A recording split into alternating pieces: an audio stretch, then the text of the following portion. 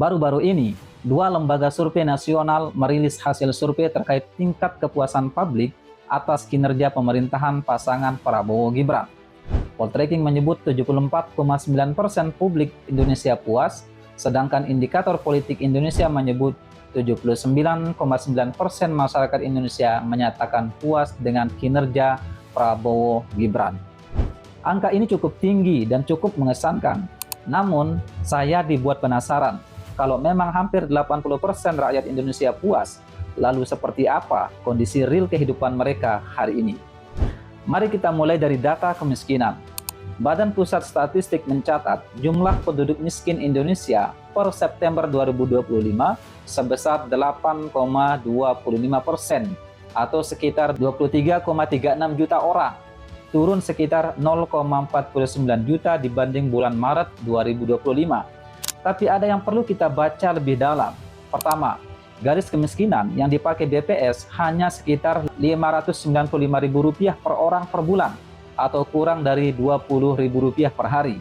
Artinya, mereka yang pengeluarannya di atas Rp20.000 per hari, maka dia tidak lagi tergolong miskin. Dengan standar seperti itu, wajar kalau angka kemiskinan di Indonesia terlihat kecil. Kedua, Bank Dunia menggunakan standar kemiskinan itu 1,1 juta per orang per bulan, atau sekitar 36.000 per orang per hari. Artinya, masyarakat yang pengeluarannya lebih dari 36.000 per orang per hari, maka dia tidak lagi digolongkan sebagai masyarakat miskin. Sebaliknya, mereka yang pengeluarannya kurang dari 36.000 per orang per hari, maka mereka termasuk dalam golongan miskin. Jika kita menggunakan standar mereka, maka lebih dari 60% penduduk Indonesia atau sekitar 171 juta orang masih hidup dalam kondisi rentan secara ekonomi. Soal angka kemiskinan yang turun ini, para peneliti menyebut fenomena itu dengan istilah kesejahteraan yang disubsidi. Maksudnya begini, banyak keluarga yang secara statistik sudah keluar dari kemiskinan, bukan karena mereka punya pekerjaan yang lebih baik, bukan karena upah mereka naik signifikan, tapi karena mereka menerima berbagai bantuan dari pemerintah, seperti bansos, PKH, makan bergizi gratis, dan lain sebagainya.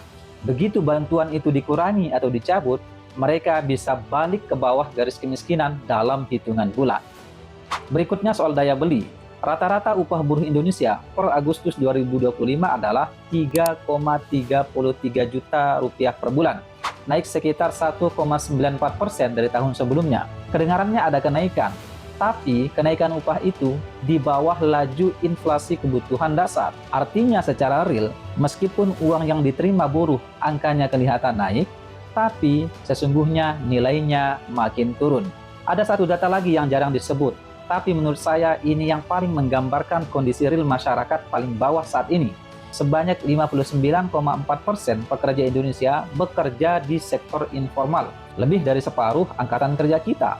Tidak ada kontrak tetap, tidak ada jaminan sosial, tidak ada pesangon kalau tiba-tiba penghasilan berhenti. Dan ketika PHK massal menghantam industri manufaktur sejak 2024, para peneliti mencatat pekerja yang kehilangan pekerjaan formal bukan beralih ke pekerjaan yang lebih baik, tapi mereka masuk ke sektor informal dengan penghasilan yang jauh lebih tidak menentu. Inilah yang dimaksud oleh para ekonom ketika mereka menyebut banyak lapangan kerja baru yang ada sekarang ini sifatnya survival base, cukup untuk bertahan hidup, tapi tidak untuk sejahtera. Kembali ke angka 74-80% tadi. Survei kepuasan itu tidak salah, metodologinya bisa dipertanggungjawabkan. Tapi survei kepuasan mengukur persepsi, bukan kondisi ekonomi yang sesungguhnya. Orang bisa merasa puas karena harapannya sudah lama rendah. Orang bisa merasa puas karena program makan bergizi gratis terasa nyata hari ini, meski mereka belum tahu apa yang terjadi di kemudian hari.